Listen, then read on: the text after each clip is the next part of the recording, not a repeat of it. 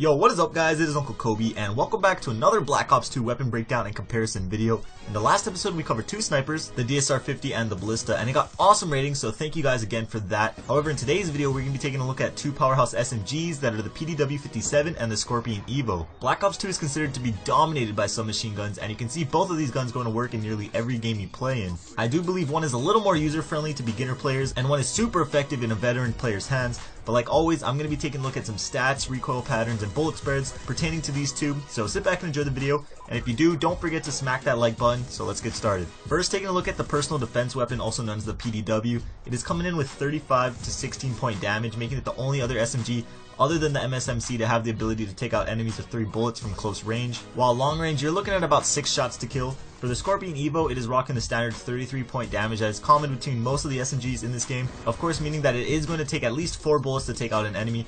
Its long range damage is slightly better at 18 points, but those 2 points really won't make a difference 99% of the time, so I wouldn't really worry about that. Taking a look at the fire rate, I'm sure most of you know that the Scorpion shoots ridiculously fast at around 1100 rounds per minute, give or take about 20 rounds, which makes this weapon the fastest shooting gun in the game. Up close, this gun seems like it instantly kills enemies because how fast it shoots, but it also makes it much harder to handle in long range gunfights. The PDW, however, comes in at an average 720 rounds per minute, which is much easier to handle at all distances, but if you do end up face to face with the Scorpion, you most likely will get mowed down instantly, unless of course you're a host, which means you're unstoppable. But moving on, what makes the PDW so effective is its massive 50 bullet magazine. This gun can easily be compared to the P90. It even has that signature flat looking magazine. By slapping on an extended clip, you're looking at about 67 bullets at your disposal, which is starting to get up there at the LMG's range. The Scorpion has a rather small magazine at 32 bullets, and when paired with its insanely fast rate of fire, you're going to be running out of bullets fairly quickly, so you're going to want to make sure you're hitting the target as much as possible. With extended clips, you're going to have 43 bullets, which is still smaller than the PDW standard clip, so as you can see, the magazine on the PDW is just really one of a kind. However, with that large clip, the PDW also has the slowest reload time at about 3 seconds, while the Scorpion reloads at little under 2 seconds, which is a little below average. So even though the PDW has a terribly long reload time, the 50 round magazine easily compensates for it. Now, taking a look at the recoil patterns for these two weapons, which as you all know has been updated slightly in that recent patch,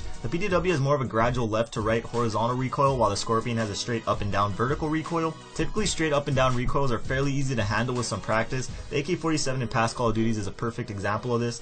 However, that's only because of its low rate of fire, whereas the Scorpion's fire rate is really high, which makes the gun kick up fairly quickly. As for the hipfire spreads, this also was affected by the patch, and as you can see, they're a little bigger than before. I couldn't see that much of a difference from before and after the patch, but the Scorpion does have a slightly better spread than the PDW. The bullets are more compact, even though there is that increased hipfire recoil, but that little bit of recoil tends to work in your favor in those close quarter hipfire battles, because most people tend to aim way too low when hipfiring, and this also makes the Scorpion even deadlier close range. But when it all comes down to it, which gun is better for you is decided by what kind of player you are.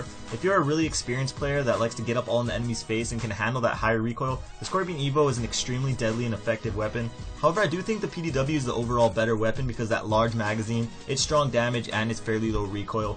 That's my opinion. Feel free to agree or disagree and leave your opinion down in the comments down below. But that's it for today's video. I hope you guys enjoyed it. These videos do take a lot of time to make, even though they are quite short, so if you can, please leave a rating. I would appreciate it very much. I got a bunch of awesome videos coming in the near future that I think you guys will enjoy, but again, thank you guys for watching. Check out yesterday's video on the left if you haven't seen it. I show you a pretty helpful trick to survive and destroy hunter-killer drones, and on the right I explain a new game mode coming to you in Black Ops 2, so hopefully you guys are having a great day. This is Uncle Kobe, and I'll see you guys later. Peace.